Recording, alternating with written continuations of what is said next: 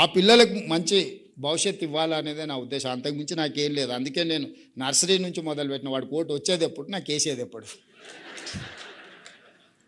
నేనేం ఓట్ల గురించి ఆలోచన చేయట్లేదు మిత్రులారా. నేను బాధ్యత గురించి. చాలామంది అధికారం కోసం కొట్లాడతారు. నేను అధికారం ఎక్కడైతే ఉంటుందో బాధ్యత ఉండాలని నేను భావిస్తా. నేను ఈరోజు నా బాధ్యతను నిర్వహించాలనుకుంటున్నాను. మిమ్మల్ని అందరిని ఫిన్లాండ్ పంపించిన అంటే అది ఒక బాధ్యత అనుకున్నా. నేను ప్రపంచంలో ఏం జరుగుతున్నాయో, ప్రపంచంతో పోటీ పడాలంటే ప్రపంచంలో ఏముందో మనం తెలుసుకోవాలి కదా. గతంలో మనమే మన ప్రభుత్వ ఉద్యోగం, మనము teacher, police constable, RTC driver, ఇదే దానికి పోటీ పడ్డాం 30 ఏళ్ళ కింద. దానికి ఇక్కడిక్కడ చూస్తే సరిపోయింది. ఆ తర్వాత కొంచెం సివిల్ సర్వెంట్స్ కింద జాతీయ స్థాయిలో పోటీ పడ్డాం. దాని మందం ఇక్కడ కాకపోతే కోచింగ్ సెంటర్ ఢిల్లీకి పోయొచ్చారు. ఇప్పుడు మీరు అందరూ మన పిల్లల్ని ప్రపంచంతో పోటీ పడేటట్టు తీర్చిదిద్దాలంటున్నారు. ప్రపంచాన్ని కూడా మీరు చూడాలి కదా. మీదైన కోణంలో చూసినప్పుడు, మీ అవగాహనతోని ప్రపంచాన్ని గమనించినప్పుడు మీరు ఆటోమేటిక్గా చెప్తారు. నేను చెప్పాల్సిన పని లేదు. Muscle memory is very important. మనము ఈత కొట్టేది నేర్చుకుంటాం చిన్నప్పుడు. 20 ఏళ్ళ తర్వాత కొట్టం. సడన్గా నీళ్ళలో వాడు కొట్టుకోబోతుంటే తెలియకుండానే ఈత కొడతాం.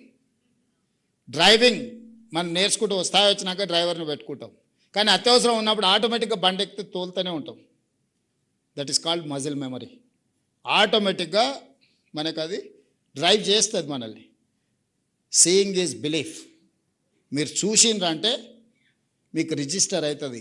వారం రోజులు మీరు అక్కడ పోయి యాక్టివిటీలో పాల్గొంటే ఆటోమేటిక్గా మీ మైండ్ మిమ్మల్ని డ్రైవ్ చేస్తుంది. పొద్దున్న నిద్రలు ఇవ్వగానే అరే మా దేశంలో ఆ పిల్లలకు అంత బాగుంది, నేను కూడా స్కూల్కి పోతే కొంతనైనా పిల్లలకు చెప్దామనేది వస్తుంది. ఆ ప్రయత్నమే ఈ ప్రయత్నం. అందుకోసమే మిమ్మల్ని అందరిని పిలిచి మీతోని కొంతసేపు సమయం గడిపి మీ ఆలోచనలు విని నా ఆలోచనలు పంచుకొని మనందరం ఇక్కడి నుంచి లేచి బయలుదేరే ముందు దీక్ష తీసుకొని బయలుదేరుతాం. ఈ సమాజానికి, ఈ పిల్లల కోసం ఏదైనా చేద్దాం. ఈ పిల్లలకు చేస్తే వాళ్ళే ఇంకా నెక్స్ట్ ఏం చేయాలని వాళ్ళు చేస్తారు.